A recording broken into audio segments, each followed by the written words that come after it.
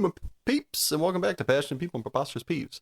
I am your host, Ike, and before I get too more saucy, I'd like to just take a moment and say thanks for being here and giving this pod a listen. It means a lot to me that you chose to use your precious time and give me and my guest your ears. Now, if after all this awesomeness you still have the wherewithal, it'd be really cool if you shared this with someone who you think would like it, or just subscribe yourself if you already haven't. That'd mean a lot. And if you want to tell me what parts of the show you were passionate about, peeved, or just say hi, you can always reach me on Twitter at @likeikes and passionandpeevespodcast@gmail.com. So I am recording this on December 14th. The intro anyway. Sorry to go behind the scenes, but we do record them separately. And I am drinking my morning cup of joe.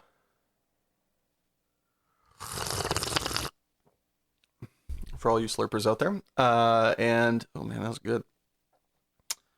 What was this one? Los Andes from Verve. Nice.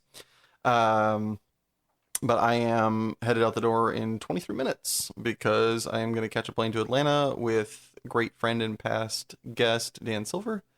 And we're going to go play in the regional championship one of the 2023-2024 season. Hopefully I do better than the last time where I had like an illustrious like 2-5 or 2-4 start, and then like a 1-2 10K the following day. So, but more importantly, I get to see a lot of friends. I get to see past guest and longtime friend Daniel Maybe, who I haven't actually seen in person in like 6 years. So that's gonna be awesome.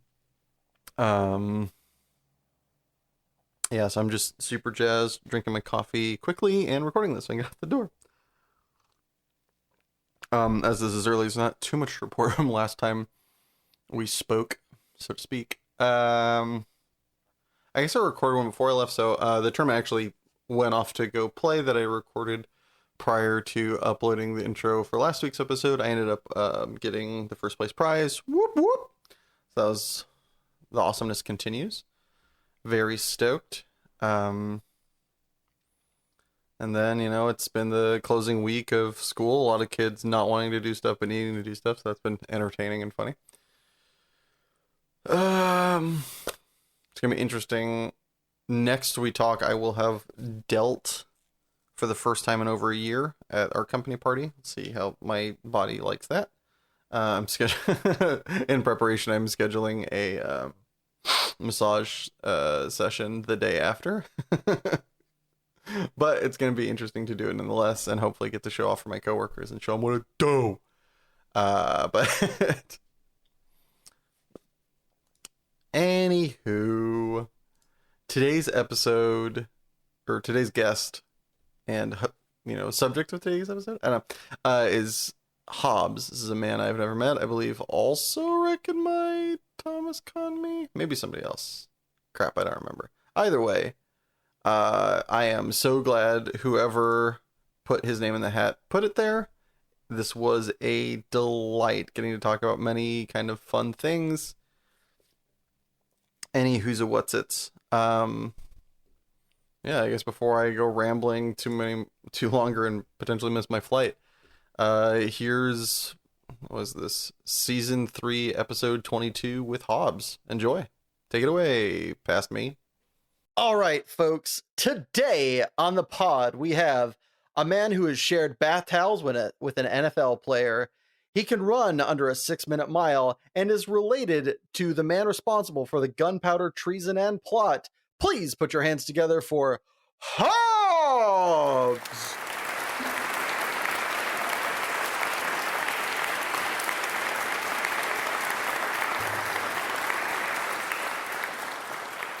Makes it sound so awesome when it comes out that way, right? Like I was like, yeah, I've done all of those things and they make me cool. Or before we go back in the time machine and ask you about a younger you, I am kind of curious, which NFL player, if you can speak to such, did you I can. Yeah, so I lived at the home, he no longer lived there, but the home of Chris Cluey, who was the punter for the Minnesota Vikings, sci-fi author, Magic the Gathering player. He's done it all, folks. Yeah, he has. Yeah, yeah. And he's married to one of my best friends from high school. They met in Aw. college out in Southern California. They're both from Southern California originally, and I moved out to Minnesota for from Southern California for my finishing up my graduate school work. And the first month that I was here, it was really hard to kind of come out and try to find a place to live. Their house had closed.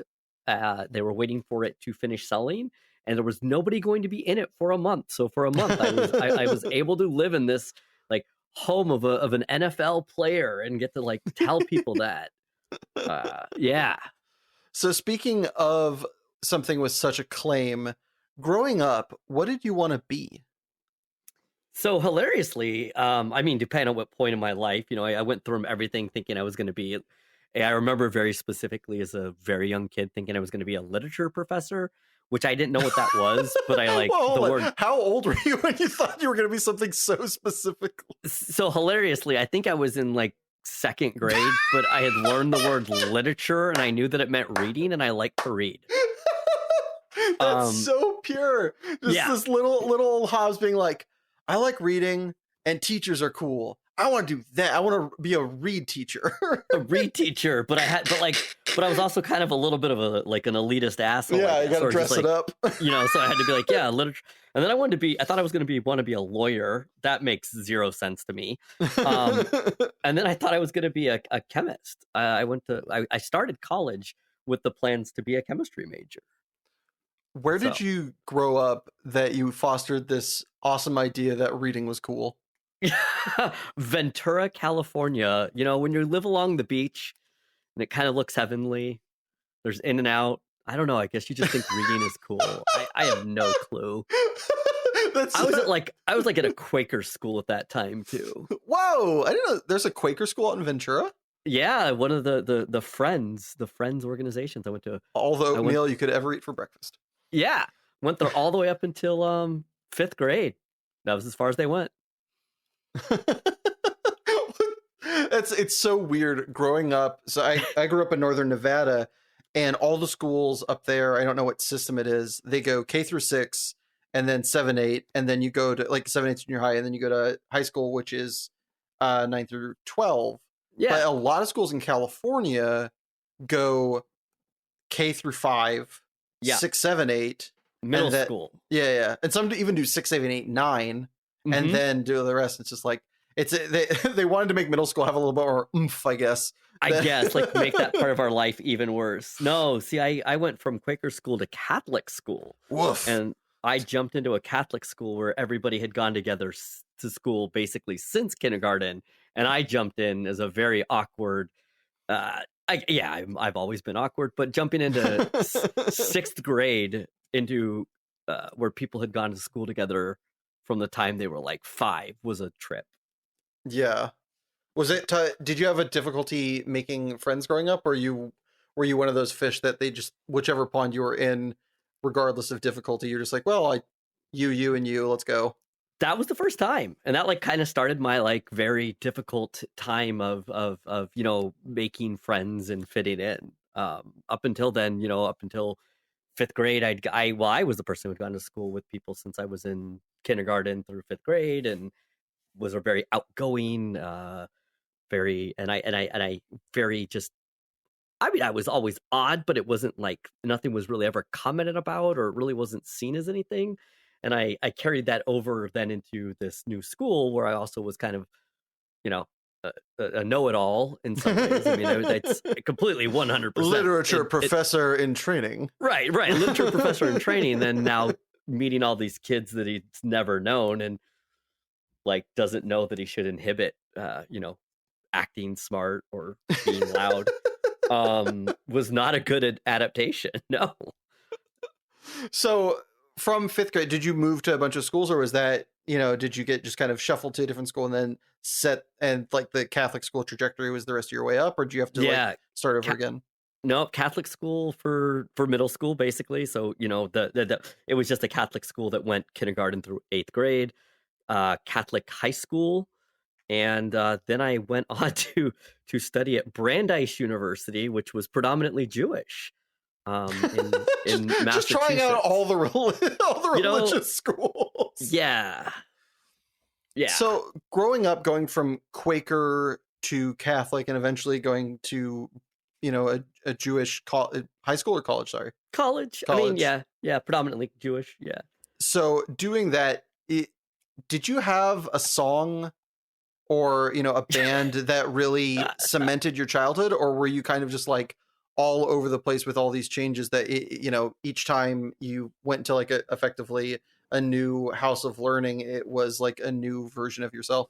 Uh, so it was really funny. I mean, up until I actually went to probably middle school, I listened to almost no new music. I just listened to basically w- classic rock in the sense of what it was when I grew up. Now I have to struggle with the fact that what I listened to in high school is considered classic rock by today's standards.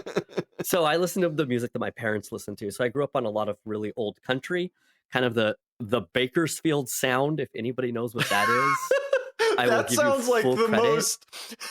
That sounds like the most propagandized like term for a I city to know. be proud of themselves. And it's like not. I mean, it's like Merle Haggard and like Buck Owens. It's very like outlaw country. It just they both came out of Bakersfield, so it was like almost like and this, never returned. Yeah. They ran for it. They're like, we made it, run. I mean, I don't know what else Bakersfield gets to consider for music. Corn, I guess, is technically from there, but yeah, I was born in Bakersfield. That's where I was born. And you escaped mostly Escaped unscathed. by age 2. Good job. Mainly unscathed. Yeah. But yeah, so I grew up on like old country, like really classic country. Willie Nelson and Johnny Cash and Merle Haggard and yeah, like Kenny Rogers, all of that kind of ballady type stuff, and just like good old classic rock, like the Beatles and Zeppelin and Queen and the Well, I was not as much of a Rolling Stone fan. Beach Boys, and then Cat Stevens. That was like a huge part of my I don't know, childhood. For some reasons, Cat Stevens is. I don't know. I mean, he does have the best song about growing up, getting old, and dying. So what else? It's got a lot of really good songs. It does. Yeah, but so yeah, that's a huge range that you're talking about. Though, like Cat Stevens, Willie Nelson, Queen, yeah, Led Zeppelin. That's a huge range. Was your kind of, not to continue going backwards, but you loved reading. How much did your music influence your reading, or your reading influence your music? Was there any tie in there, or was it listen to Willie Nelson, read books about dragons? So my reading was very eclectic. I got in trouble by the Catholic school. Because your music choice was so narrow. No, I got in trouble. My parents had to have numerous conversations with schools about me over the years. With the Catholics? With the Catholics. They're so understanding. One of the ways that I tried to stay out of trouble once I started realizing I didn't fit in was I would like bring my own book to just like read, because I would finish everything too quickly. And if can't be doing that. Left to my own devices, I would be likely to be annoying everybody else in the classroom because I was bored. And so my parents were very much fostered this love of reading and letting me read really whatever I wanted. And by the time I was, 12, 13 years old, I was reading Stephen King. Oh, the Catholics love Stephen King. They did not approve of me bringing in, books like It and Pet Sematary and stuff when I was, 12 years old. So, it's hard to say. I mean, I read a lot of horror growing up, so I was a big fan of like the horror books. I read a lot. I mean, I read like classic children's lit. I mean, I would say, like I grew up on like the Stuart Littles and the Charlotte's Web, and that was like this very large jump from Stuart Little. That was preschool, obviously. No. I'd moved on to Watership Down by the time I. Oh God! No wonder you ended up reading Stephen King. But yeah, no. I mean, I was, my reading was kind of all over the place. I remember very non-stereotypically reading, like 3rd, 4th grade. I was reading like the Babysitters Club books. Yeah, and then to Stephen King. Apparently, that's the jump. Yeah, So normal transition right there. normal So, transition. Yeah. You moved around this much. You had this eclectic range of music that you listened to from your parents and books that your parents were fine with you reading. What did your parents do that you moved around? Going. It's not like a direct maneuver. It feels like a rather lateral move to go from Bakersfield to Ventura and to Yeah. change these schools. What did they do that this ended up happening? So actually we moved basically when I was like 2, and then we stayed in the Ventura area for the rest of it. And we moved to my dad's work, which hilariously was a very lateral type thing. He moved from my dad works in the oil fields, and he worked in the oil fields in outside of Bakersfield, a lot of the drilling that's done there. And then we moved to Ventura because his company was doing more offshore work off the coast. And in LA, there's a lot, people don't know this. There's a lot of like oil wells in like the hills of LA. And so, they opened up a new location in Ventura, and that was like a better move or in terms of like growth in the company. And then my mom ended up working in like printing my entire life. So she got into like the printing business when I was very, very young. Are you talking like opening at Kinko's, or what do you mean printing? I mean, like, yeah, like we're talking like pre-Kinko's. She worked in office supplies and like an actual printer with full presses. I mean, prior to the days of like a copier, I mean, we're talking full 4-color press. So this podcast is a time machine. You're 100 years old. Yeah, I'm 44, but yes. Yeah. I'm old in the but magic in TikTok community. years, that's like 1,000. Yeah, that's but I mean, yeah, like I grew up getting to actually see like real printing presses run. So, which is kind of a cool thing if you've never gotten to do it. Yeah. What was your first job that you ever had? Like a legitimate business person, like Cranko? No, no, like what, like in like just after school, what was the first thing where you got either a paycheck or handed like some amount of cash from other than your parents? Oh yeah, I got paid. I most of my early jobs were under the table. I worked at doing inventory for like big rigs, for like the parts for big rigs, trucks. It's like, oh, cool. Like, yeah, like my friend's dad was the manager of the place. And so for a couple of summers, I got paid like really good money. I mean, for the times we're talking, like early 90s, we're talking like $5-6 an hour cash. Swimming in it. Right. I mean, honestly, ladies, like fellas, I got candy bars for days. All I'm saying is I was probably like, that's still probably like 2.5 times minimum wage now. Because it was obviously being cash. But no, I literally counted parts all day long. And I counted everything from like giant windshields to like washers. Like, oh, we have 1,000 of these. Whoa. I was going to say, when you said like giant windshields, I was like, yeah, that's pretty easy. There's like, you look over there, like, yeah, there's 3. They're like, good job. Here's your paycheck. Yeah. 1,000. Oh my gosh. Yeah. We got really good at estimating. So in that line of work, was there a really cool industry secret or term that only you guys use that like leaving it you've never heard since, or you always kind of like enjoy the sound of? That is an amazing question. I'm thinking that most of the language and stuff that I learned was probably not appropriate then nor now. I mean, to be fair, that's how you know you're in a good workplace, though, right? I grew up around oil field workers, so it's not like this would be shocking to me. Yeah, I mean, I had some, I definitely had to have conversations with my parents about what was and wasn't allowed to be said at school due to kind of the people that I grew up around. Yeah. Did you have like an altercation where you're like, oh, I can't say that word, and then you started like proofing it, or were you aware at the time like, I don't think that's a word that I should ever say again in decent company? No, I think it was more of like, these are certain, like, given like things I shouldn't say. I mean, one of my favorite stories, my mom loves telling this one, was because this was known as like, I grew up around pretty rough around the edges people, and that, I definitely heard this language, was she got called by the Quaker school one day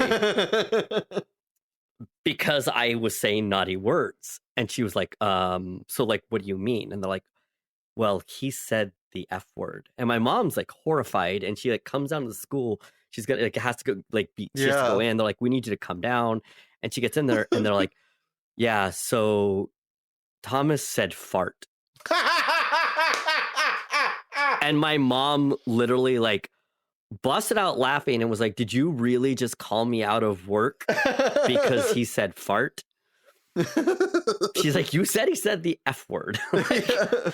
Do I need to tell you guys what the F word means? Like, maybe we need to have a conversation about what you say to parents, because yeah, it's so funny. So I grew up, my father was a minister. Okay. Nice. And when I was in, I want to say I was in second grade, they got a call from like the Montessori school that I was going to at the time. And my mom comes in. I think she worked at the same school or something. And they're like, so your son's been saying some words. She's like, oh no, what he's been saying. And apparently I had been at some sermon my dad had preached, and he used the word damn with fervor. And so second grade me was just walking around thinking it was the coolest word because I'd seen my dad say it, and the whole entire room reacted because he was, a good orator. And so I was like, oh, okay, cool. And so I just was like, apparently like, with no context, I wasn't doing it at someone. I was just walking around the room standing upright going, damn. And people were like, ha. That's all. Yep. Fantastic. That is fantastic. Like, yeah. So moving forward from that moment, little old me, I had to start learning, especially going to like a Montessori school and so I had to start learning like G-rated curse words. Literally got taught, but don't say hell. I remember getting told getting scolded by, I think, the bus driver when I was growing up, that hell was a bad word. And so I learned HE double hockey sticks and stuff like that. Growing up, especially going to, going from a Quaker school to a Catholic school, did you have any G-rated curse words that you had to like speak growing up to dodge the fart phone call? Yeah, I mean, I definitely did all the fun. I think I just learned like the ones that were like obviously, just like to me, it's always the funny. Like obviously I was thinking the other word. If I'm gonna say fudge, I obviously at that point in my life knew what I wasn't supposed to be saying. So is that really the lesson that we want to be sending here? Yeah. Any one of them stand out where you still like look back and you're just like, man, I can't believe that's what I was saying for all those years because of that circumstance? I'm trying to remember. I think that we ended up with like a very funny like family like thing where they basically, once again, because that whole literature teacher or literature thing, and me being weird about or just being funny about that was something along the lines where I was basically like, I think I learned the word flatulence just to like try to make it quote unquote better, I guess. I don't know. It's technically, it's like instead of saying dick, you say like penile shaft or something like right, that. Right. It's anatomically correct. Well, so like it's funny that you mentioned this because we had had to have this conversation. So we had to have this conversation in my house with my daughter because my wife is an OBGYN. And so like we're very, science forward and correct the names of things, which her school, for preschool, most preschoolers are not using the word uterus or even vagina. I mean, even though we're like, the other kids are like talking about like my daughter would say like her butt hurts and we're like, oh, okay. And then she'd be like, no, here in the front. And we're like, that's not your butt, kid. Like we need you to like, we got to work on the correct language. But then we also have this situation where she's like, she has a stuffed uterus that my wife had as like a gift. That was a joke. And my daughter fell in love with it. So she was like the only 2-year-old who could say uterus.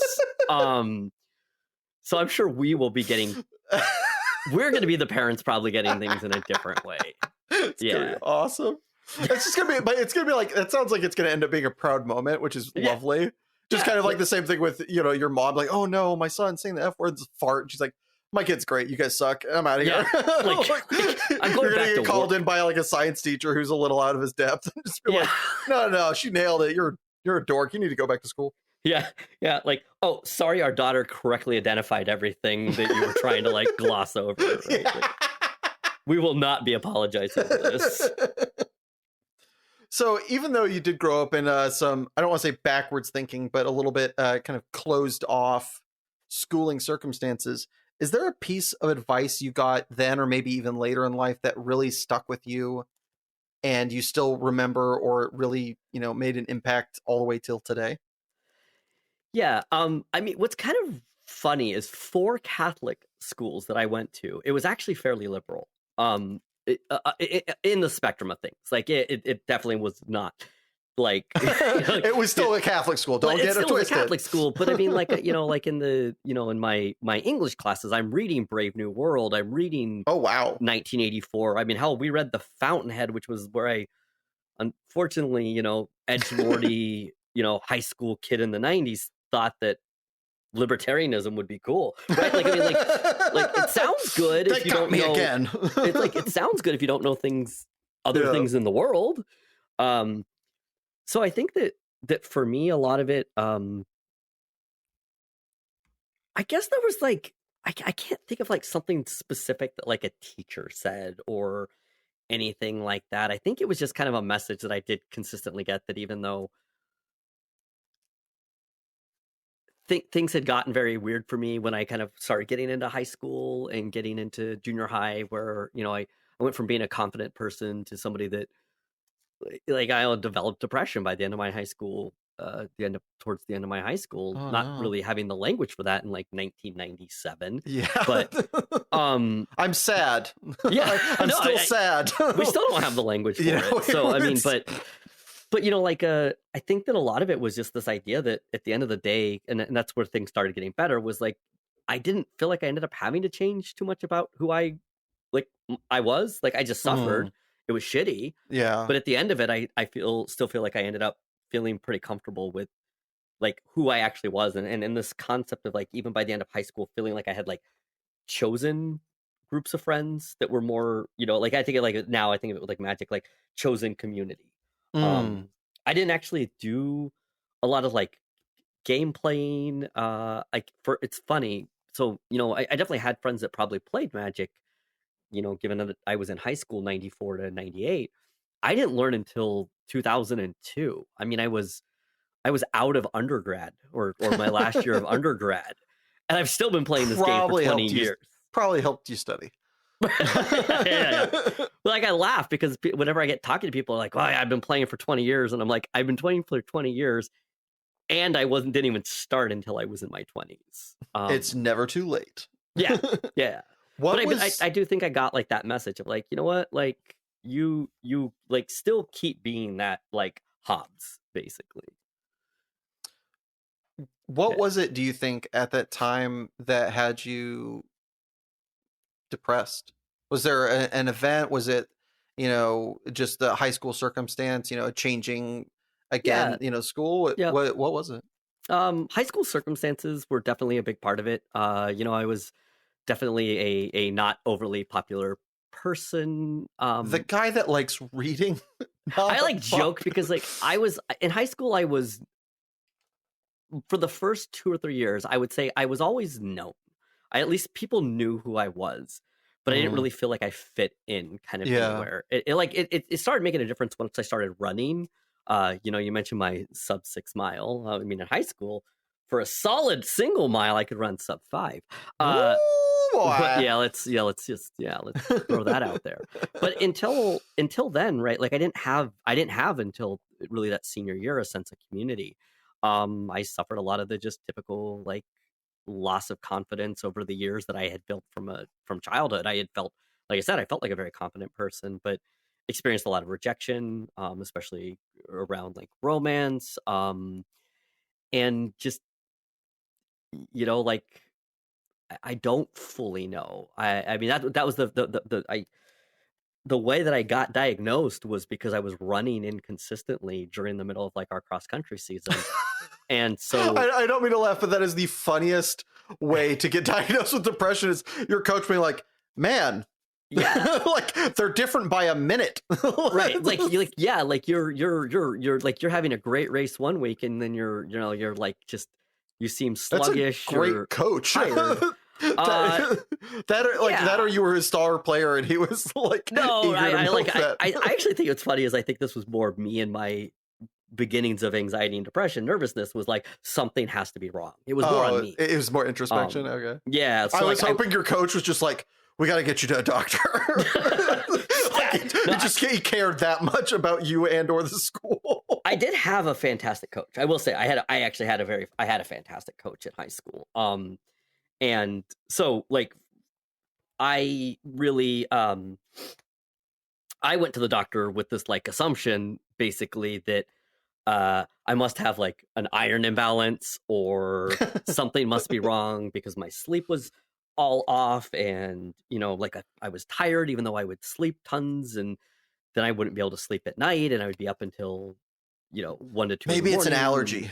Right, maybe I just can't eat grapefruit. Come on. Like, there were so many of these things, but like once again, like this wasn't anything that had ever been talked about or discussed. Like depression was the 90s. Openly weeping or suicidal, right? I mean that was it. And they gave me what I later found out was a depression inventory. And I was like checking off these boxes. Like, what's a depression inventory? So, the most common one is called like the probably the one I filled out is like either the PHQ-9 or the Beck Depression Inventory, that just asks you kind of these questions that are along like, like how often do you like that you're not getting pleasure out of the things you used to enjoy? How often were you, like you get a full night's sleep, but you don't feel rested? Yeah. Do you ever have thoughts about death? And I'm like, yeah, I'm like filling this thing out. I'm like, yeah, of course. Who doesn't? Right. Like what do you like? Yeah. So you're filling this thing out. Yeah. Everybody does. What kind of questionnaire is this? It's called life, right? Like, like, of course I feel guilty. You just went back to like, you went back to being a dad like in the 50s. Yeah. You're just like, this is just the way it is. I don't know why it's on this form. Right. Like seems like a dumb form for me to be filling out for an iron imbalance, but whatever. Right. And, it's kind of like I'm fairly certain I scored like pretty severely like on it, because it was like the questions, like I said, it's a lot of it's like, oh yeah, do you ever feel hopeless about the future? It's like, yeah, I do. Right. Like, I mean, I woke up in the morning. What else was supposed to happen? Like it's 1998. We're all going to be dead from like carbon dioxide in like 4 years. No, like, I mean, but it was just kind of this, like, I filled out the questionnaire, and as I'm reading through it, it was like also, I don't remember a lot of things well. And one of the things that I do is I remember as I was filling it out, kind of getting this understanding of like, these questions seem related. Was this questionnaire made with me in mind? Right. Did they know I was going to fill this out today? Right. And I'm looking at the numbers, it's like, it's not like hidden. It's like scored on like a 0, 1, 2, 3. Yeah. I'm putting a lot of 2s on these, and this question's about like not having interest and about poor sleep, but this one's about like guilt and worthlessness. And if they're both counting for 2, here's my like thinking I'm going to be a chemistry major, and actually statistics and math and all this was my interest. Like my like analytical brain's like, well, obviously these are related. How are they related, Hobbes? Oh, shit. I'm imagining the circumstance where your academic side's like, man, I'm crushing this test. yeah, right? I'm fucking nailed it. Dude, I got this thing on lock. This is an A. Man, I can't wait till they come in here and see the score on this bad boy. Highest score they've ever seen. Put my name on the board, coach. My jersey, the rafters. Let's get to it. Thanks for sending me to the doctor, coach. You are a genius. Yeah. Is this partially, other than, getting you to a much better place and getting it, I'm assuming, getting you the help that you... No, just kidding. What year are we now in? No. Yeah, like Did this have a impact on your field of study and your profession? Not immediately, which is kind of funny. I mean, like at this point, I still was dead set on that I was going to school to study chemistry, right? Like I really love chemistry. I still do. So it didn't. What it did have an impact on, like I'm the kind of person, like I was like, great, so how do I fix it? I think that part of my like science brain was like, you're offering me medication. Great. like there was still a ton of stigma. I knew about You the were still concept of an- still at the truck warehouse, like, all right, so a piece is missing. yeah, like, so how are we gonna fix this? Okay, chemical imbalance. That sounds good for a chemistry major. Fantastic. It's like I'm studying at the Yeah. hospital. So like I started on an antidepressant like basically that day. Like I you know Wow. like I went in and started. Yeah. And so, you know, I was very I it didn't on my field of study, like I said, yet. Once I did get to undergrad and I started, you know, like that was after my like first year in undergrad, chemistry really wasn't working. It wasn't something that I was enjoying. I had taken like an intro to psych class already, and I still kind of had this mindset of, right, like, okay, like that is kind of a cool thing. Like I've experienced this myself. Undergrad was the first time I had ever tried to go see a therapist, and I definitely got like very not good therapists.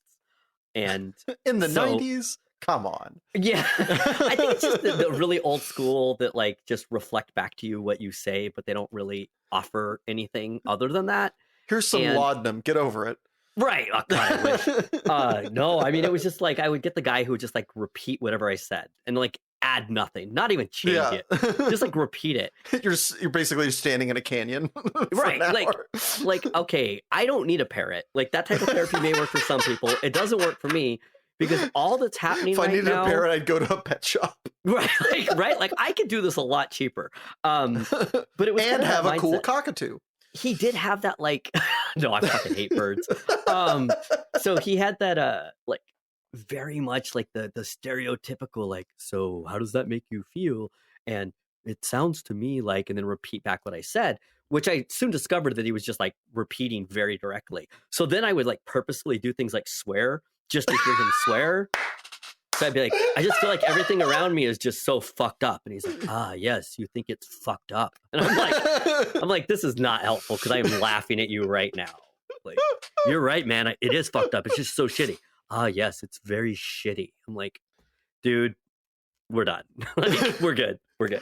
So you just reminded me of what so for those that don't know, and especially you, I was a blackjack dealer for over a decade. And one of my first gigs that I ever worked, like real casinos that I worked at, was this one up in Humboldt County. And there was this little old adorable Chinese lady. She's pretty rich, owned, I think Humboldt County is predominantly white sector of California, and she's like one of the only Chinese ladies. And to make things hilariously on the nose, she owned all of the laundromats. Oh yeah, of And, like, course. the county. Obviously, didn't of course. Yeah. Because why not? Yeah. And but she, you know, because of doing so, she made a mint, and she would come in and gamble, and she was so lovely.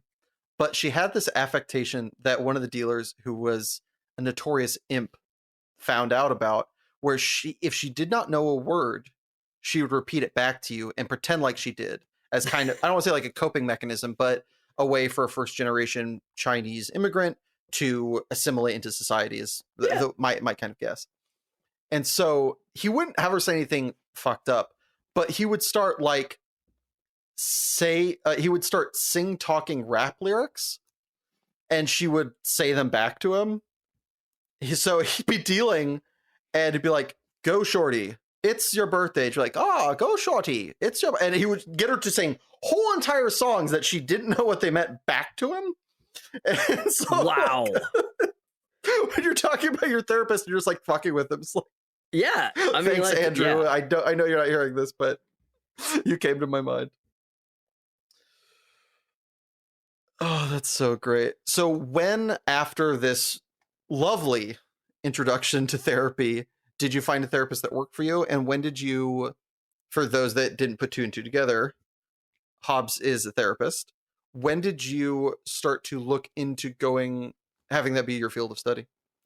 Yeah. So, once I started studying like psychology, I started learning a little bit about like kind of the different fields. Like, you know, was I going to just do more research, do kind of experimental based? Did I actually want to look at doing something like clinical?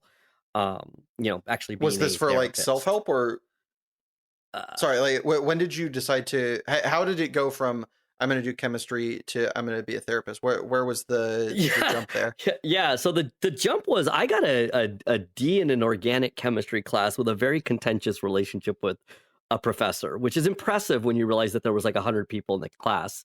And yeah, like I for some reason ended up with this contentious relationship with this professor, and realized that, you know, not only did I hate that organic chemistry, I also, knowing that this person was like in the field and knowing this person was like in our department, like, it was like, I don't really have any desire to continue this. However, I'm now in my second year of school. I have to choose a major. I took some like intro to psychology classes.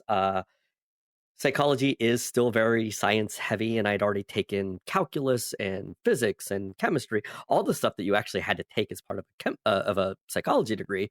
And was like, well, what's nice is I already have a ton of the classes that are needed for it. I would get to take statistics, and, you know, I did like my intro to psych class, and then it was actually just getting in there and learning, well, what does psychology actually do? You know, and quickly it becomes apparent, if you don't know this and you're listening to this, you do jack shit with an undergrad degree in psychology. I mean, you can work doing research. Usually it's to get experience to then go on to grad school. I mean, the terminal work with a degree, undergrad degree in psychology, is very limited. So I started learning about the concept of graduate school, and that I likely was going to be going that route. My senior year of college, I had the opportunity to do a internship. I had the opportunity to work at a VA hospital in like an outpatient psych program that was for people with both substance use and mental health. And this was my first kind of like quote unquote real world experience, getting to like see what therapists did, what group therapy looked like, what programming could look like. And I will say, I continue to work within the VA because it's the closest thing we have to socialized medicine in the US, which means for mental health, the care is actually better by and large than the community. And I have a lot of opportunities there, especially in my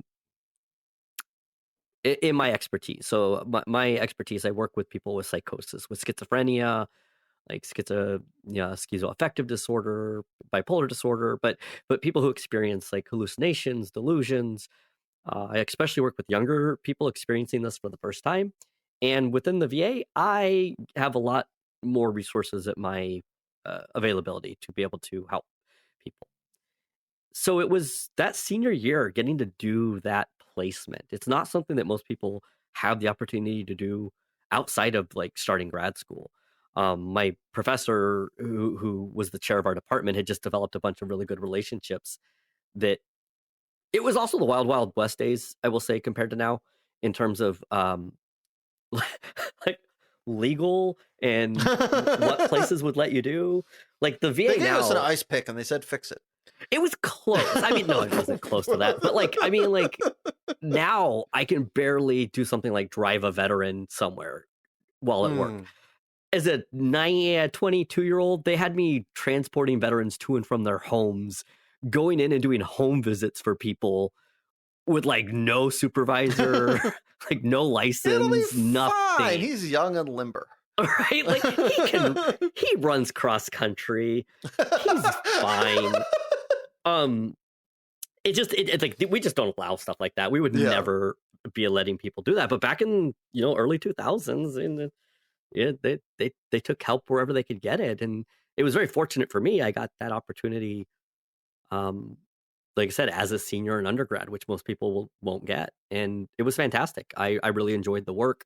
I finally was, you know, that cheesy old bit of actually seeing what was in a textbook in real life, and I think that my blue collar background and roots is always, you know, like hands-on type learning is still something that's really important to me. So book learning was fine. Once I actually so you're saying that. that you didn't start just repeating back to them what they said to you? I did not. So you saw your friend explode. So tell me about that. So that was pretty fucked up. That was fucked up. Your words, not mine. Yeah. So that was kind of like when I was realizing that this might be something I would want to do a career out of. That's so awesome. Well, before we go too far down that track, think we're gonna have to throw it to a commercial break. So if you could have listeners to this podcast hear one song you're choosing, which would it be? So, if anybody's seen Lost, they had some great background music, and one of them is a Willie Nelson version of of a song. Are you the sure? show? Yeah, like, It had some good songs. It had some good songs. It did though. The music is phenomenal in there. I know. It's just like one of those things that, depending upon cadence and tone, is an indictment or just a point of fact. Oh yeah. I mean, like if like I almost brought you stuff from the OC, and it would sound like I'm being sarcastic, and I am not on either end of that. The music nor the actual show, the OC. Like, see, now you've got me down like that rabbit hole. I mean, they mentioned Magic the Gathering like 6 times in the first season. But yeah, no, the song would be Willie Nelson's "Are You Sure?" And there's a great kind of, it sounds like it's being played in a bar version of it, and that's the one that was used in Lost. That is just absolutely beautiful. Willie Nelson has one of the most amazing quote unquote like bad voices I think you'll ever experience, in the sense of he doesn't sound like a classically trained singer. He was a songwriter, honestly, to start with anyway, but he has a very specific voice that works for the types of songs that he does, and he's very smart about it, and this is one of them. And with that, we're going to throw it to our sponsors, so please stick around. But if you've got all the doodads you want in life, take a minute and enjoy Are You Sure by Willie Nelson. Or if you really wanted to hear a song from a previous episode, check out the playlist on Spotify. Passionate People and Preposterous Peeves podcast, Song Rex. It's a long title, I know. Don't worry, there's a link in the description. Either way, see you in a bit. Have you ever just looked at fried carbs on a plate and thought, I need to eat those, but it doesn't taste all that appetizing? Introducing catsup. Catsup is a sugary and red syrupy paste that'll overshadow any unappreciated taste. Simply douse the unpreferred tasting object and ingest. Mmm. Thanks, catsup. Welcome back, everybody. So, Hobbes, what's your passion that you want to talk about today? Yeah, so we've been talking about mental health, which is one of my biggest ones. Hashtag go check out Better Days MTG over on Twitter for myself and Tron is Bad, Ryan Nicholas, trying to break down kind of the conversation. Break down the stigma and having more conversations over on Twitter. But since we've already beaten that one to like death, photography is actually one of the things that, Yeah. Deal with your problems later. I take pictures. I love taking pictures. Pictures are great. Within the last couple of years, I realized like if I wasn't doing psychology, I would be taking pictures. Gosh, there's days I lately just with the world the way that it is, especially post-pandemic, that I really consider like, how could I like, yeah, I'm sure I could just go out there and be a trophy husband and take photos. I just need to convince my wife of this. This is something that I used to joke with. You just need to get your child involved with it, and then it's a bonding activity, and then it's like a tax write-off relationship-wise, right? Yeah, like fun fact, she does. My 5-year-old actually has like a small digital, and she has shown interest. I actually, I mean, I guess give me a couple of years, and then convince my wife long that con has been enacted. Hey, that's an episode of Lost, the TV show. All right, well, before we get lost into any more TV tropes, when did you first get into photography? Was this something, back when you were a kid in Ventura, just like seeing all these pretty sights? I want to remember this forever. Oh my God, this is so beautiful. This reminds me of something I'm reading in an awesome book. How did this begin? Yeah, so like I had always had like the little like a Polaroid, or I had like an old 110 film camera, like the one that like clicked together, didn't have any ability to control anything. And we did so I grew up in the mountains, in the sense of like that was where my vacations were. So I grew up in the Sierra Nevadas in California. We would go up there for at least a week every summer. As I got older, nice. Dad and I did a lot of backpacking in kind of that area. So back between like by Yosemite. So I would see all this stuff around me. Right. And yeah, it kind of grew out of that, wanting to be able to like see it, like to capture it, to be able to look back at it. So it was like, I mean, I didn't really get full on into photography until after high school. Once again, um, I, like my dad had a digital well, not digital.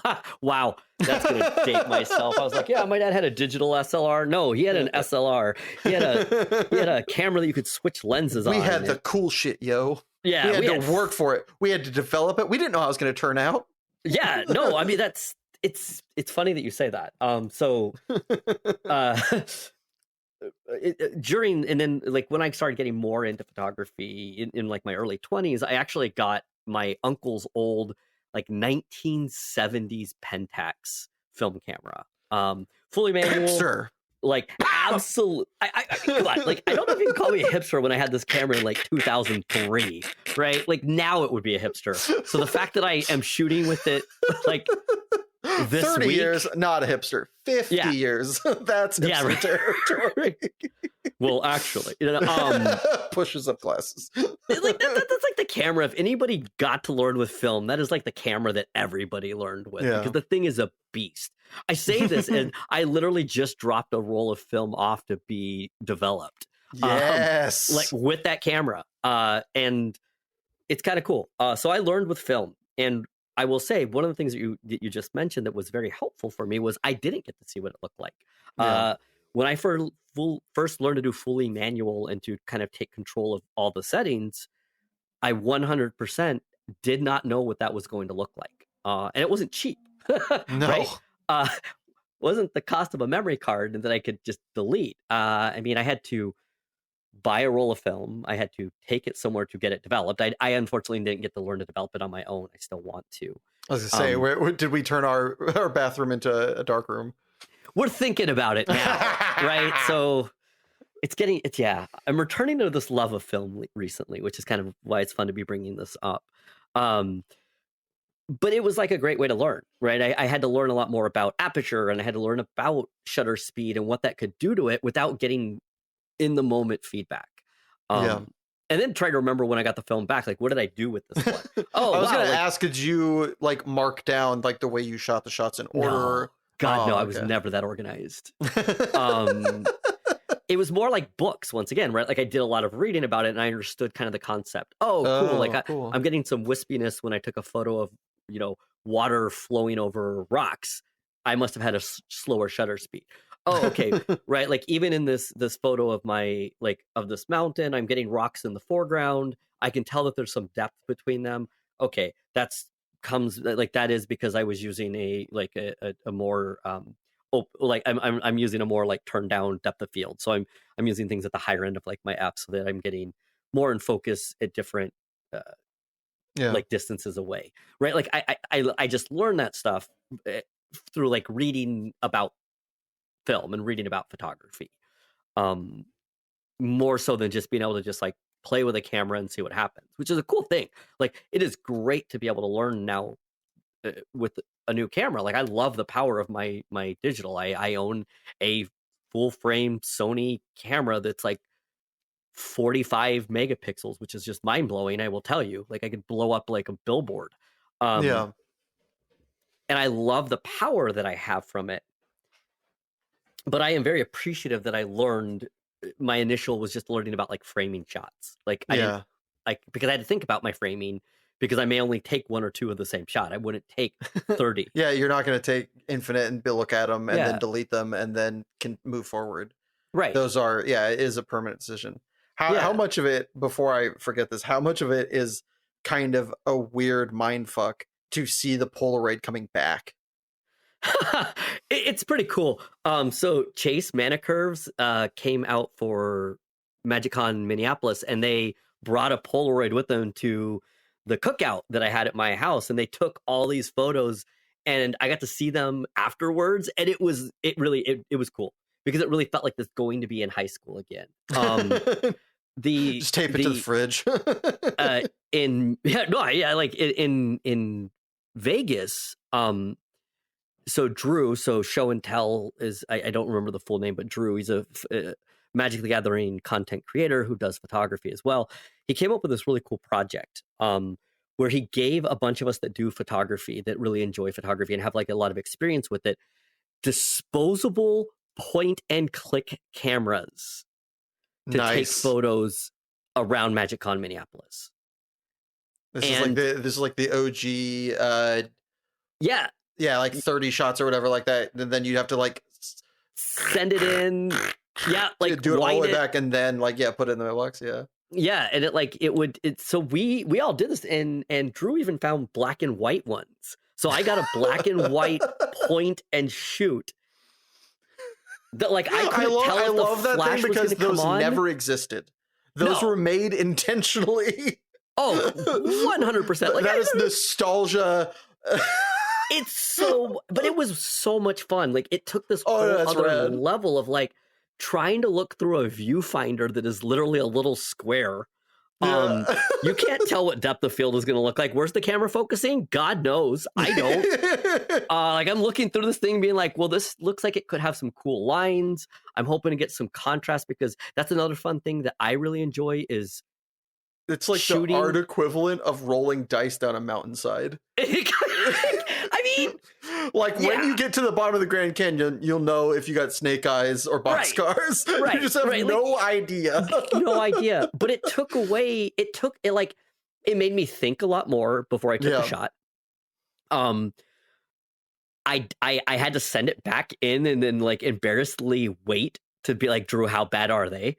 And like I didn't know, right? I didn't fully know. I had to be thinking of things that are important to be thinking about when it comes to framing and taking a shot. So I was shooting in black and white. I love shooting black and white, even with like a color camera. I don't set my camera, even my digital, I don't set it to like a black and white mode if I'm going to shoot black and white. I take it in color and I'm trying to think, what photos do I have that would look good as I'm framing the shot for like high contrast. Where am I getting these differences where black and white really shines? And so it was fun to be thinking about that with something I had so little control over. So I went to college. I got a film degree. Super useful. Yeah. But one of the things that my main focus, even though I do sort of understand the terms you're talking about when it comes to contrast and all the photography stuff that I slept through and copied the notes from someone else. Don't tell my professor. Yeah, I paid attention. Don't listen, so it's fine. They got the check in the mail. They're okay. I tried so hard to understand how exposure and all that worked, and then I was like, "Wait a minute, I'm not going to do this. As long as I pass the test or get a C, I'll be fine because I'm paying attention to my writing class." In the writing class, one of the most important things that we learned was stakes. Mm-hmm. If something doesn't have stakes, it doesn't have weight. It doesn't have weight. It's not going to make somebody feel anything. So in the same kind of way, the way you're talking about this reminds me of, a character, if you're going to give a shit, they need to have something to lose or they need to have lost something. So what you effectively are doing with this process, and I think what makes it so good is from where I'm sitting, because I totally get what you're talking about, is the fact that you don't have infinite, this isn't a video game with infinite lives. This is your last quarter at the arcade. If your character dies, you go home. Yeah. Or you wait on the bench until the bus. Like, so this experience is finite, and without it, it has the possibility of greatness. It also has the possibility of poo. And that's what makes it so great. And that's why, as awesome as digital is, because you get to go indefinitely, it reduces that buy-in that you're getting to have because of these old rinky-dink, awesome, shitty cameras. Yeah. Yeah. I mean, even like we could take the most extreme example when it comes to, right, like why I choose to shoot what I choose to shoot in terms of when I was learning to do film is I grew up with manual focus and I am not quick. So I grew up going to mountains. That's what I loved anyway, but I wasn't taking photos of animals. I wasn't taking photos of human beings because I'm not focusing quick enough for that. Yeah, they were walking. Right. Like, damn it. Like, stop walking. Just stand still. Pretend like you're walking. It's cool. Like, there's so stand much still and pretend like you're walking might be my new favorite sentence. Like I love being able to I can capture movement is something that's really cool to capture like with kids. But until I got to a point where I had autofocus that was quick enough, it just wasn't a strength of mine. Yeah. I don't have it as a skill set. It was something that was fun to do when I had kids to kind of get better at, and I've been able to capture some amazing photos of them in like action or doing something, and I just was never something I had ever considered because like I learned with a very old Pentax that I still have that the lenses are from 1970. There was no concept of autofocus, not even bad autofocus like that. Like all of my lenses from there are fully manual. So I need to really be able to like think about my shot, plan my shot. Titus Lunter, who's a Magic the Gathering and D&D and just other worlds artist, and he did a lot of world building for places like Ravnica. He's kind of been a mentor to me when it comes to photography, when I've really moved beyond somebody who could take good photos or take good pictures just from like a natural kind of like eye perspective. I do think I've always kind of had that. Just always pleasant. I have a good natural kind of understanding.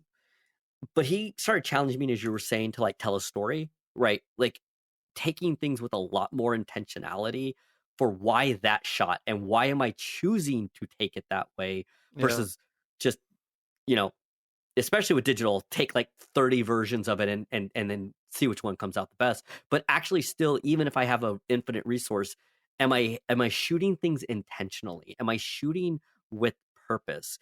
And I will tell you that like even just my digital game way up when I shifted how I approach taking the shots.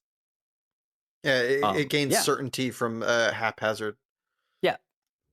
So Yeah. in movies and TV, they show photography in many ways. Some I think you would find correct or, you know, more accurate, and some that are just like outlandish. What are some of your favorite portrayals of photography in film and television? Oh, that's a fantastic question. See, this is the one that I easily could have answered for mental health because it's all garbage, or almost all garbage. With photography, I know of less things. You know, like my brain is jumping to like 1 hour photo with Robin Williams, which is We're not all serial killers. You all should go watch that uplifting family film with noted comedian Robin Williams and photography. 1 hour photo. It's a great movie. But like, you know, like try to think about like the representations of what actual, like I now like picture the people with like their dark rooms who get these amazing photos just like every time, like holding things up to like light and seeing them. But yeah, like nothing is jumping out at me as like a clear representation.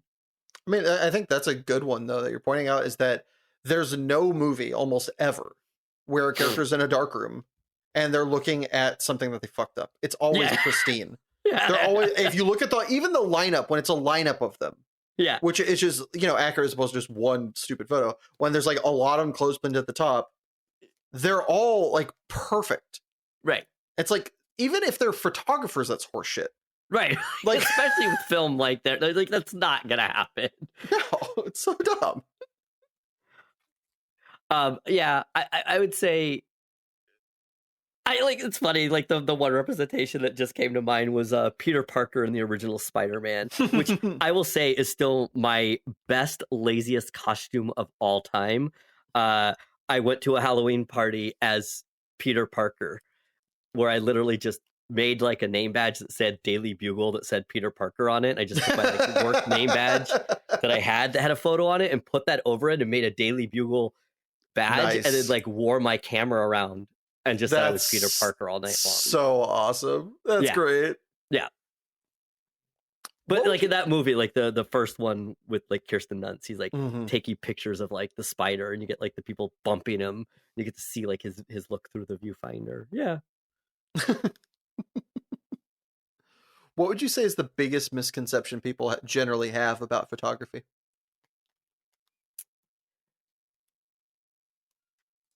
I do think that it is just that idea that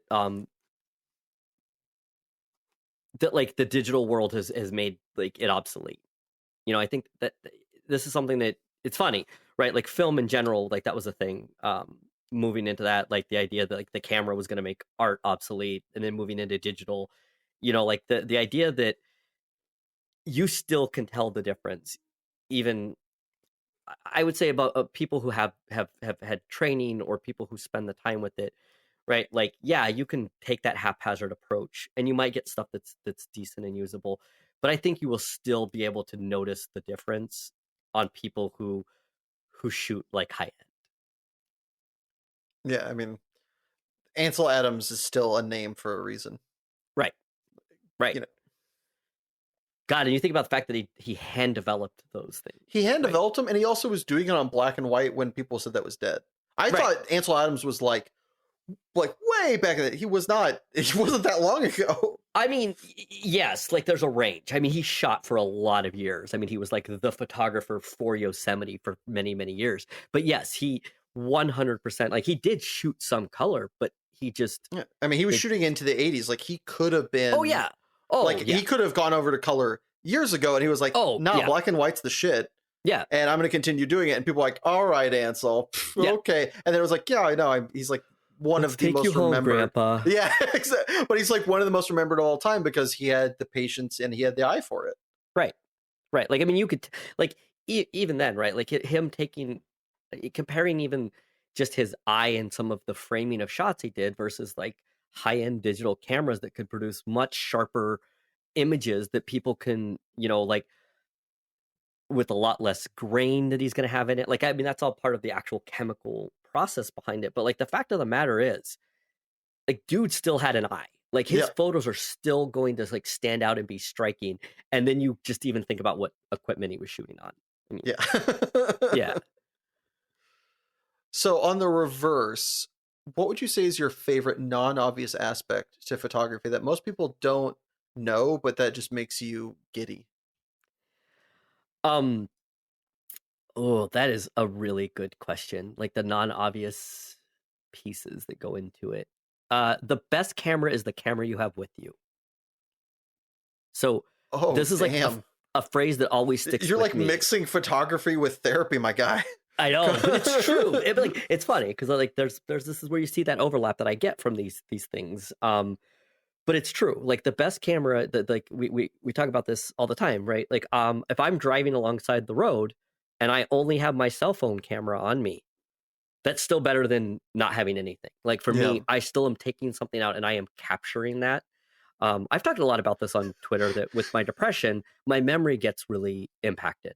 So this is an element of photography and having a digital camera and having a camera with me at all times that is probably the most beautiful. Like I struggle at times to remember things just, like I until I see something visual, I may not remember a moment. And if I have a reminder of it, if I'm swiping through my phone, I'm going to be able to remember that a lot better. Yeah. And I've captured cell phone photos that, right? Like I'm not going to be able to blow them up, but if I put them on a background of a computer, you're like people would not know that was my cell phone. And the key was that was what was in the car with me, or that was what I had when I was out for a walk. Like it's not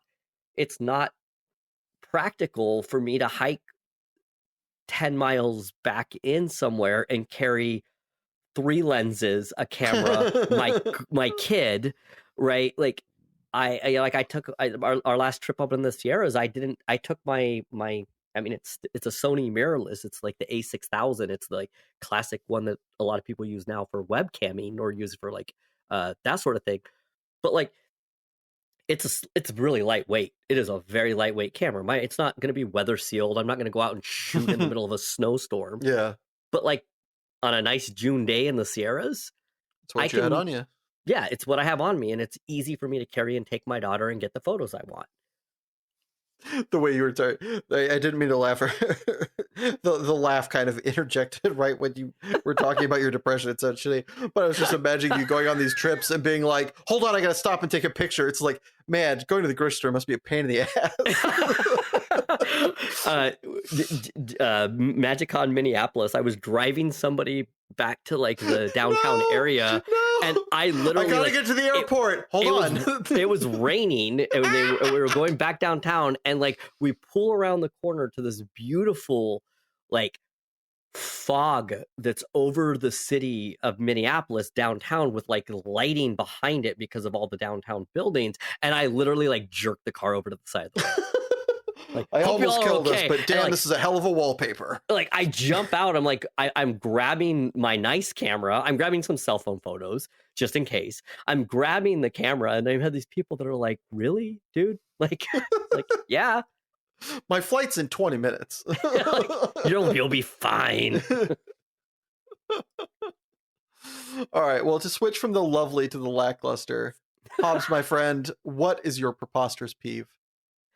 I absolutely cannot stand any time anybody uses more than one period space after a period.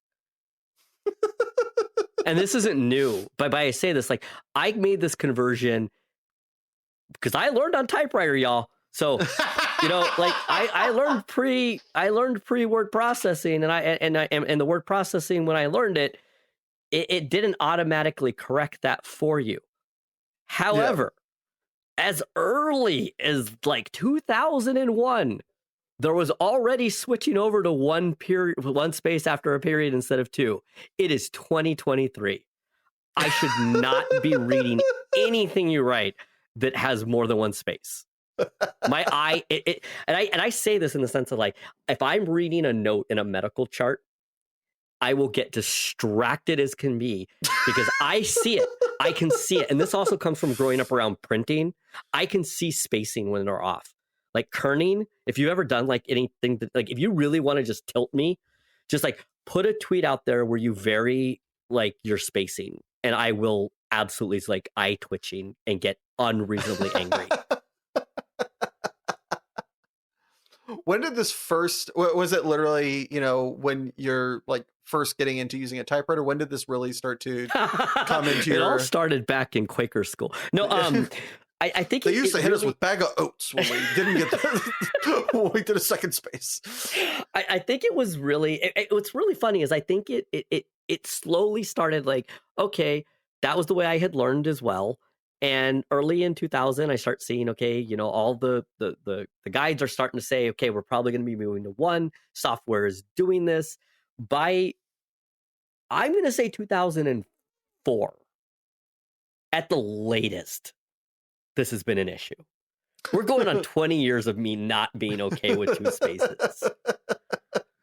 Do you have a time where this caused a little bit more than a single space problem? I mean, I think the hardest has been if I'm trying to like, I not necessarily horribly, but I do a lot of supervision for trainees, and I'm trying to hoping teach. You watch your daughter like type something and you're standing with a ruler, like, Catholic style. Yeah, like how dare you? You're 5. Like grow you're up. 5. Like, you should know better. You're only cheating yourself. No, like I think that your shoes don't even have Velcro anymore. I think it's come up in that like I actually am not necessarily against the idea that you should just remain having Velcro somebody's entire life.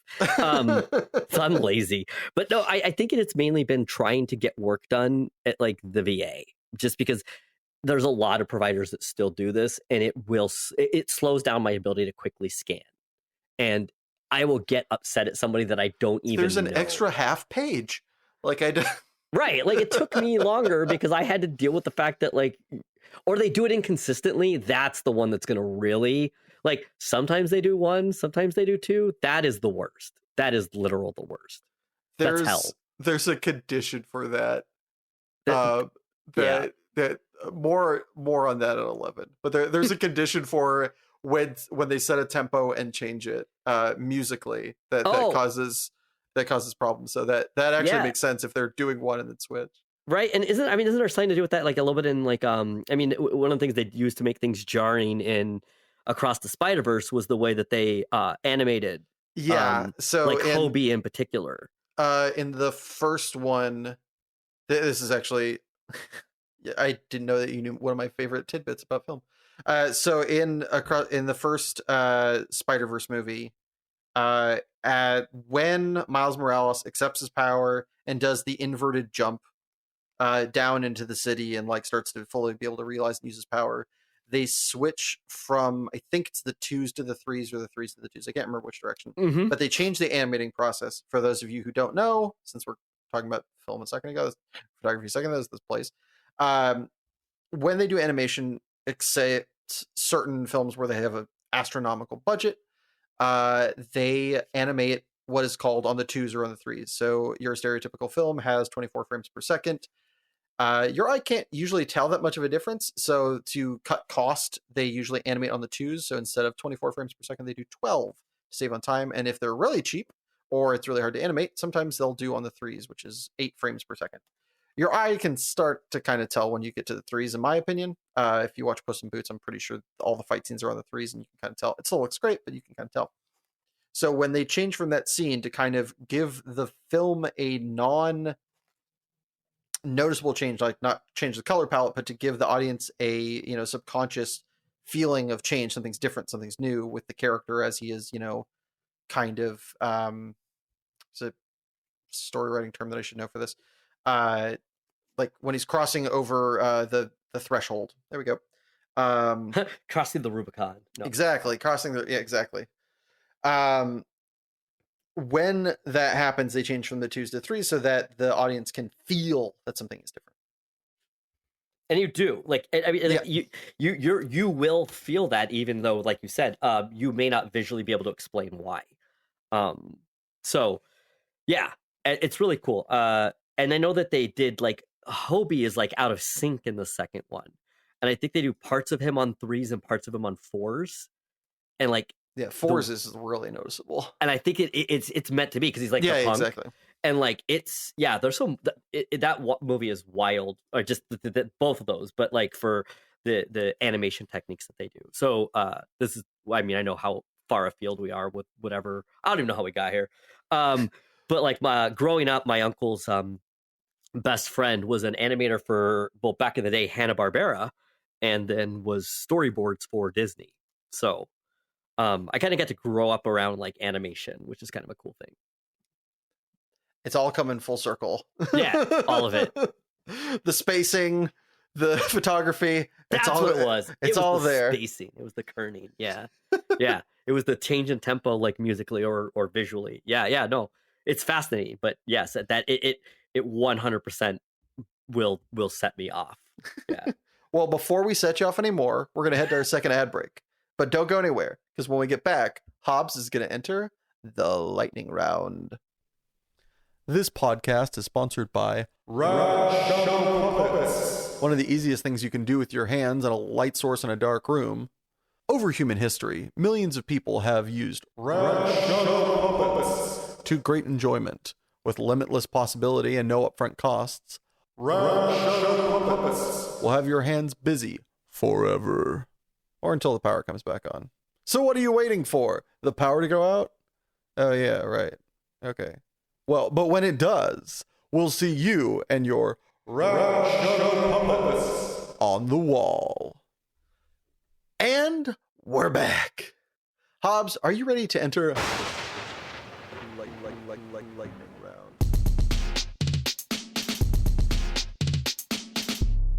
The lightning round. I mean, I'm scared. Is that ready? All right, well, buckle your seatbelts and keep your arms inside the ride at all times. Hobbs, is there a price for you to give up your passion forever? No. 100% no. Make the food or do the dishes? Make the food. That's the easiest one that'll be the easiest one of the day. Did you ever cheat on a test in school? Did not. Pineapple on pizza or Absolutely. Pineapple on pizza. Wait, I'm allowed to fist fight others over this? No, instead of this. Oh, okay. Oh, God. Yeah. I want to punch people, but pineapple.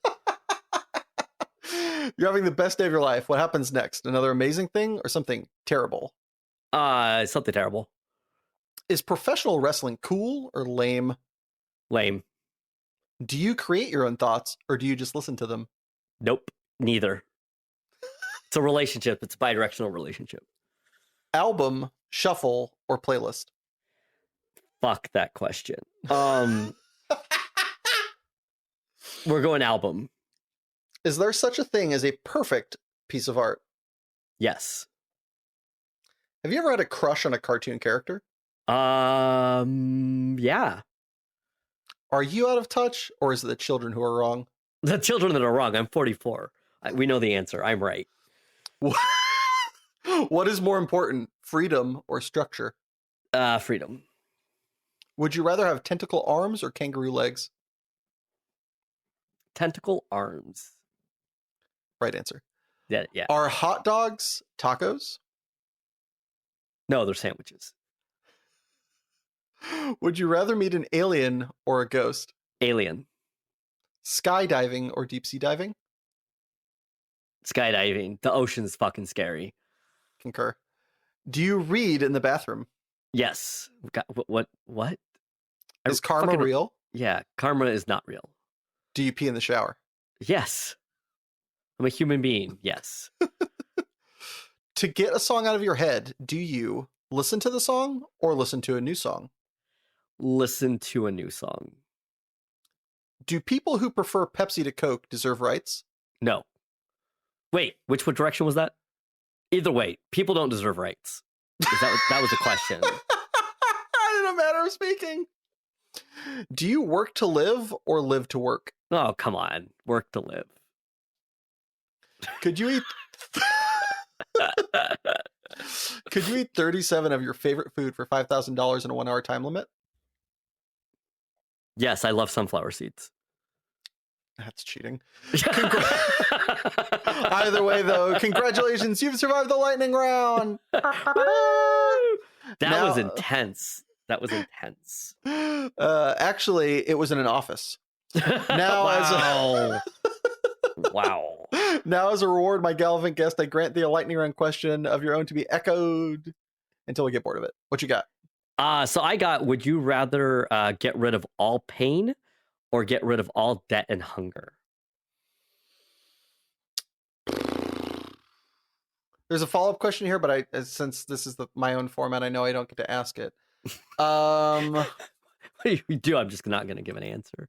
Yeah, well, I mean, the follow-up is, do I get rid of them and then they have a chance to return, or are they gone forever? That's a very fantastic follow-up question. I'm not answering it. Yeah, I think it's debt and hunger, because I think pain actually is productive. Yeah. So, I mean, what's funny, Greg, I'm going to pull the curtain back on the world right here. You and I, when you asked me for this earlier, I kind of said, right, like I gave you just an initial yes, no. Would you get rid of all pain in the world if you were able to? And you kind of mentioned, with your, the purpose of what you do, or not wanting a question that's just going to lead to the same answer. And I surprised you because you were like, well, I think this is a question that could lead to that, because everybody's going to say basically yes, and I was like, no. I would literally say no. Yeah. I straight up was going to it. I think you would say no, but I think people, my concern for it was that people would just kind of go, yeah, of course I would get rid of all pain. They wouldn't. Yeah, I think this makes, without any context, the idea of getting rid of all pain makes a great thesis question or an essay, but for a yes or no, especially in the lightning round, I was concerned that people wouldn't do too much, mental homework introspection. Necessarily. Yeah, which is fair. It was just funny to me because, to me, it's automatically that is a question that to me is easy the other direction. Because I'm not like a we want pain. I mean, you made the question, so well, it's kind of to me it gets back into the concept of what gets into pain versus suffering, which is this concept that pain is actually needed. It's actually natural. And it's also a marker. On the stove. Yeah, right. So getting rid of pain, as you're saying, maybe people don't think about that, but I think there's a lot of implications if you say I would get rid of pain. So, yeah. Well, as we come to a close here, even though I would love to literally talk for an hour about that idea, is there That one anything right there. anything you want to plug, shout outs you'd like to give, or places people can find you or your content? Yeah, so people can find me at HobbesQ. I've been HobbesQ on the internet since 1998. I'm old. Go off. And I so I can be found most places there. If the name is HobbesQ, the odds are very high that it's me. I have never come across like the name being taken somewhere. But anyway, I digress. You can find me at the Goblin Lore Podcast, which is the podcast that I co-host, which does a lot of these discussions on mental health and tying it to magic lore or magic story as kind of a framework, or just even magic community. That's a lot more of what my focus is on community, less about like the actual game itself at this point. And then, like I said, the hashtag Better Days MTG, that's something that we're really pushing to ask people to post under it. Just use the hashtag. Just do it. Makes it easier for me to be able to find to share it with others. But it's trying to break down stigma by getting everything in like one place where people can go to and see people having honest, real, just open conversations about difficult topics. That's awesome. Midway through there, I managed to mute my own mic because I have a touch on the top of it, and I bumped it, and I literally managed to mute myself. Hence the like awkward, weird, like cutting out. I thought it was just comedic timing. Yeah. Oh God, I do have good comedic timing. I did do theater sports. I'm from California. Sports. It's like the improv, right? Like Whose Line It Is Anyway is actually called theater sports. That type of don't improv. explain it. Theater sports. It sounds so much cooler than anything it could ever be told it was. Well, it's because all of us theater kids wanted to actually feel like we were also athletes, and now I wanted Letterman jackets. Well, to be fair though, like I was a runner. Like guarantee you, that really doesn't get you very far in the world of high school sports. No, running gets you pretty far. I've watched Forrest Gump. Oh God. All right, past me. Well, thanks, Hobbes, for being my guest today, and a special thanks to my editor, Richard Ashford, and my composer, Joshua Gibbons. And thank you, yes, you, listening at home, wherever you found time to appreciate this. Time is the most precious commodity we have, and I appreciate you spending yours with us. And if you enjoyed this podcast, please subscribe, like, or just share it with a friend. Every little bit helps. Or if you already have and are out of episodes to listen to, don't worry. We put out a new episode every Monday at midnight on Soundcloud, YouTube, Spotify, and iTunes at Passionate People and Preposterous Peeves Podcast. And a very special thanks are due to our patrons, Sabelle Yellow. And if you'd like to join such illustrious ranks and have your name read aloud, just head over to patreon.com/Passionate People and Preposterous Peeves Podcast. And remember, folks, if days are numbered and songs are sung, at the end of the day, I think we've all won. So please stick around, because great things have only just begun.